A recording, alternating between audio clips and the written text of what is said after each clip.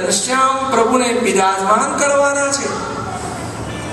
તો તમે એ ઘનશ્યામ પ્રભુનો, શ્રી મહારાજનો, સ્વામી ભગવાનનો સંકલ્પ એને મૂર્તિમાન કરજો.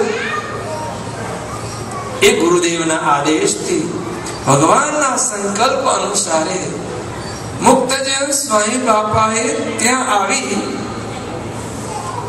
આ મોટું શિખરબદ્ધ મંદિર બનાવી ઘનશ્યામ પ્રભુને પધરાવ્યા અને એ સ્થાનમાં રહી દેશ અને વિદેશમાં સમાન સંપ્રદાયનો, સ્વામિનારાયણ ભગવાનના સર્વોપરી સિદ્ધાંતોનો પ્રચાર અને પ્રસાર કર્યો અને વર્તમાન સમયે પ્રસાર થઈ રહ્યો છે. બંધુ, આવી હિસ્ટ્રી, આવો ઇતિહાસ એ મણિનગર કેન્દ્ર સ્થાન, મણિનગર ધામનો છે. બંધુ, આપણા ઘરની વાત આપણે જરૂર જાણવી જોઈએ. આવા ભગવાનના સંકલ્પ વાળા, આવા ભગવાનના પ્રસાદના સ્થાનના નેતૃત્વ નીચે, એના નેજા નીચે આપણે ભગવાન ભજી રહ્યા છીએ. માટે આપણે બહુ ભાગ્યશાળી છીએ. પછી આગળ વાત આવી સંત પરમ હિતકારી. સાચા સંત એ જરૂર ભગવાનની ઓળખાણ કરાવે. ગુરુદેવ સ્વામી બાપાના વચનમાં કહીએ તો સાચી માં મળે તો બાપને ઓળખાવે, એમ સાચા સંત મળે તો જરૂર ભગવાનને ઓળખાવે. અને અનુભવીઓ કહે છે સરોવર તરોવર સંતજન ચોથા વર્ષે મેં પરમારથને કારણે ચારુ દરિયે દે. આ ચાર વ્યક્તિએ ફક્ત પરમારથ, પરોપકારને માટે જ પોતાના જીવન સર્જ્યા છે. સરોવર, તળાવ, લેક, ઘણા મીઠા જળનો સંગ્રહ કરે.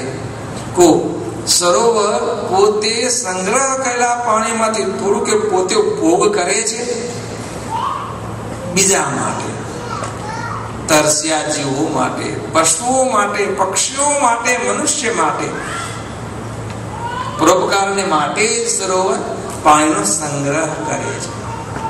તરુવર, વૃક્ષ, જે કઈ વૃક્ષ છે પોતાના ફળ, પોતાના પુષ્પ પોતા માટે કોઈ ઉપયોગમાં લે છે. વૃક્ષ પરોપકારને માટે જ મોટું થાય છે. પોતે તો ઠંડી સહન કરે છે, ગરમી સહન કરે છે, વરસાદ સહન કરે છે અને પોતાના નીચે આવનારને છાયા, શીતળતા આપે છે. અરે ફળ આપે છે, પુષ્પ આપે છે, અરે પોતાને કુહાડો મારનારને લાકડા પણ આપે છે. કેવળ પરોપકારના માટે જ એનું જીવન મેહુલા વર્ષે છે. સમય સમયે વરસાદ વરસે છે. શું વરસાદ બંધુઓ કોના માટે વરસે છે? કો બીજા જીવો માટે જ ને. સ્થાવર જન્મ સૃષ્ટિના જે કઈ બીજા જીવો છે એના માટે પોતે વરસે છે, નહીં કે પોતાનું પાણી પોતે ઉપયોગમાં લે છે. એવી રીતે સંત જન પણ સંતના જીવન પરોપકારને માટે જ છે. સંતની કોઈ ક્રિયા પોતાના અંગત સ્વાર્થને માટે નથી. સાચા સંત હંમેશા પરોપકારને માટે જ વિચરતા હોય છે. જે કોઈ જીવ પોતાના યોગમાં આવે તેને ભગવાનની ઓળખાણ કરાવે છે. બંધુઓ, શાસ્ત્રમાં કહ્યું છે, અબજી બાબાશ્રી પણ કહે છે કે એક જીવને આપણે ભગવાનના માર્ગે વાળીએ, ભગવાનની ઓળખાણ કરાવીએ ને તો કેટલું પુણ્ય મળે છે. અનંત કોટી બ્રહ્માંડ ઉગાડ્યાનું પુણ્ય એક જીવને આપણે ઉદ્ધારીએ, ભગવાનના માર્ગે વાળીએ એટલું ભગવાન આપણને આપે છે. આટલો મોટો પરોપકાર છે. એક જીવને ભગવાનના માર્ગે વાળીએ, ભગવાનની ઓળખાણ કરાવીએ, ભગવાનની આવી પ્રસન્નતા મળે છે. સંત આ કામ કરે છે. રખડેલા, ભૂલેલા, ભમેલા જીવોને હાથ ઝાલી અને માર્ગ ઉપર લાવે છે. બંધુ, સંસારનો એકો એક જીવ ભ્રમણામાં પડ્યો છે. દરેક જીવ ભ્રમણામાં પડ્યો છે. સુખ સૌને જોઈએ છે. સંસારના એક દેહધારીને સુખ જોઈએ છે, દુઃખ કોઈને જોતું નથી. જોઈએ છે નાનામાં નાની કીડી ના હોય કે મોટી વિશાળ શરીર વાળો હાથી ના હોય કે અતિ બુદ્ધિશાળી મનુષ્ય ના હોય કે હાવ ગાંડો ના હોય. દરેકને સુખ જોઈએ છીએ. જોઈએ છીએ ને દુઃખ કોઈને જોતું નથી. ડાયાને પણ સુખ જોઈએ છે, ગાંડાને પણ સુખ જોઈએ છે, પશુને પણ સુખ જોઈએ છે, પક્ષીને સુખ જોઈએ છીએ, નાના સૂક્ષ્મ જીવાઓને પણ સુખ જોઈએ છીએ. હમણાં અહીંયા ક્યાંય કીડી ના હોય, થોડી સાકર વેરશો ને ગમે ત્યાંથી કીડી પહોંચી આવશે. કેમ? ઇદમ ઇષ્ટ સુખ સાધનમ, આ મારું ઇષ્ટ સુખને આપનારું ભોજન છે. કીડી ગમે ત્યાંથી પહોંચી આવશે. તમે પેડા લાવ્યા હોય, બોમ્બેના 10મા માળે રહેતા હોય બિલ્ડિંગમાં અને તિજોરીમાં મૂક્યા હોય તો પણ કીડી પહોંચી જાય ને યાર, હોતી હોતી. હા, પેડા ખાવાથી બસ આનંદ, મજા આવે. સુખમાં પ્રવૃત્તિ અને દુઃખમાંથી નિવૃત્તિ. હમણાં કીડિયાનું ઉઘરાણું હોય, ઘરમાં ગમ રખ્યા નાખો, ગમે ત્યાંથી કીડી આગી પાછી થઈને વહી જ જશે.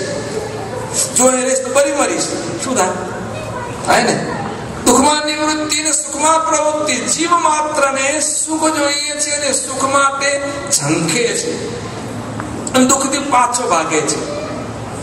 પણ સાચું સુખ ક્યાં છે એ ખબર પડતી નથી. એટલે ચાલો જવા નાખે, શું જવા નાખે. પેલા મૃગલાને ઉનાળામાં ઉનાળાના સમયમાં મૃગલા હરણિયા એને તરસ લાગે ને એટલે અહીં તો લીલોતરી છે, પણ દેશમાં આપણે ખાર ભૂમિ હોય, રણ પ્રદેશ હોય, મૃગલાને તરસ લાગી. સૂરજ તપ્યો, 10 વાગ્યા, 11 વાગ્યા, બરોબર સૂર્યના કિરણો પસરાયા ખાર ભૂમિમાં અને આગળ મોટા સરોવર ભર્યા છે, સમુદ્ર ભર્યો છે પાણી નાખે. એટલે મૃગલાનું ટોળું દોડે. શું દોડે? આ રહ્યું પાણી, આ રહ્યું પાણી, હમણાં પીશ. મૃગલા, તૃષાના પીડાતા મૃગલા એ પાણી પીવા દોડે છે. જેટલા દોડે ને એટલું પાણી દૂર ને દૂર રહે, દૂર ને દૂર રહે. બહુ દોડે તો દૂર, ઓછું દોડે એટલું દૂર રહે. દોડી દોડીને થાકી જાય, અંતે પડી જાય, પ્રાણ પંખેરું ઉડી જાય, પણ એને એ જળ નથી તૃષા તૃપ્ત થાય નહીં થાય. એને એમ ઝાંઝવાના નીરમાં જળની ભ્રાંતિ થઈ અને એની પાછળ દોટ મૂકી મેળવવા. એમ બંધો સંસારનો જીવ માત્ર જાણે સુખ જેવું જાય છે ને ત્યાં પાછળ દોટ મૂકે છે કે આનાથી મને સુખ મળશે. પ્રથમ તો એને દ્રવ્ય ધનમાં સુખ મનાય છે, ડોલરિયામાં પૈસામાં સુખ મનાય છે ને. જીવ માત્ર ને, મનુષ્ય માત્ર ને ધનમાં સુખ મનાય છે. તો ધન મેળવવા કેટલા પ્રયાસ કરે છે કો? આપણી વાત જ કરવાની. આપણે રૂપિયા કરતા ડોલરિયો મોંઘો, એકના 40-45, અને અમેરિકામાં સારો કમાવા મળે છે. તો કેટલી મુશ્કેલી વેઠીને અમેરિકા આવ્યા. મેક્સિકોની બોર્ડર ને કેટલા દેશોમાં રખડતા 6 મહિને 12 મહિને પણ અમેરિકા પહોંચ્યા. કારણ કે ડોલરમાં સુખ જેવું જણાવવાનું. એટલે એમ બધું જ્યાં સુખની ભ્રાંતિ આમ સુખ જણાય છે ત્યાં દોડે છે, પણ બંધુઓ પૈસામાં સાચું સુખ નથી. સુખ જેવું જણાય છે પણ સાચું સુખ નથી. જો પૈસામાં સુખ હોય